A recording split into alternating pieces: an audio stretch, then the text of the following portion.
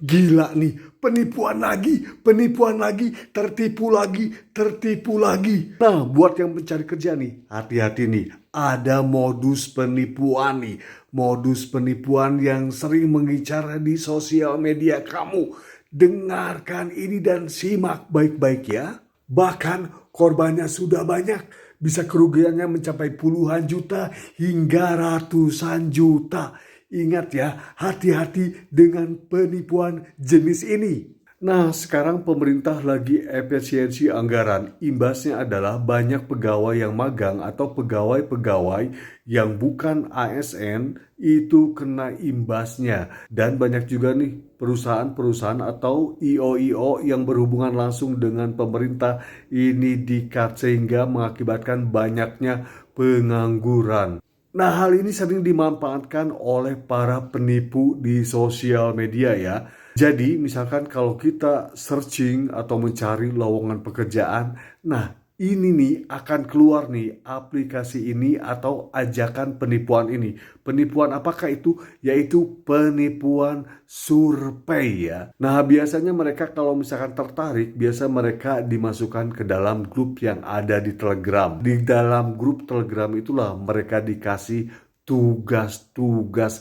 yang sangat gampang untuk diisi. Kita harus menyerahkan data-data kita ya, dari termasuk KTP, nomor rekening, dan hati-hati juga jika mereka meminta nomor kartu kredit kita ataupun password ATM kita. Itu hati-hati ya. Dan dalam pengisian survei sendiri, mereka itu biasanya mengatasnamakan perusahaan besar. Nah, habis itu mereka itu diberikan tugas. Nah, misalkan tugasnya itu ada beberapa tahap atau level.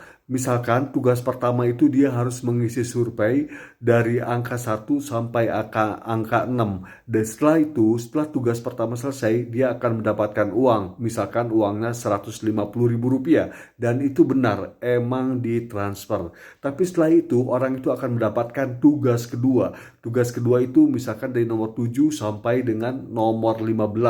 Lagi-lagi mereka akan mendapatkan uang 300.000 misalkan ya. Dan itu benar ditransfer. Sampai ada satu titik di tugas ketiga atau keempat, mereka akan menawarkan paket. Jadi ada paket di sana itu top up. Jadi kalau misalkan mereka top up nih, misalkan mereka top up 2 juta, keuntungannya akan ditambah 40%. Asal mereka harus top up dulu. Itu ada beberapa paket sampai paket ratusan juta. Dengan keuntungannya 40% atau 50%. Sebenarnya untuk mengisi surveinya ini sendiri itu sangat mudah. Biasanya yang ditanyakan itu tentang hal pribadi. Jadi bukan persoalan yang begitu rumit. Misalnya, kita tinggal sama siapa, kita punya saudara berapa. Itu pertanyaan yang sangat mudah sekali. Jebakan ini dimulai setelah mereka mengajukan top up itu ya. Jadi hati-hati ya. Setelah mereka mengajukan top up, baru aksi penipuan mereka dimulai. Jadi kita akan teriming-iming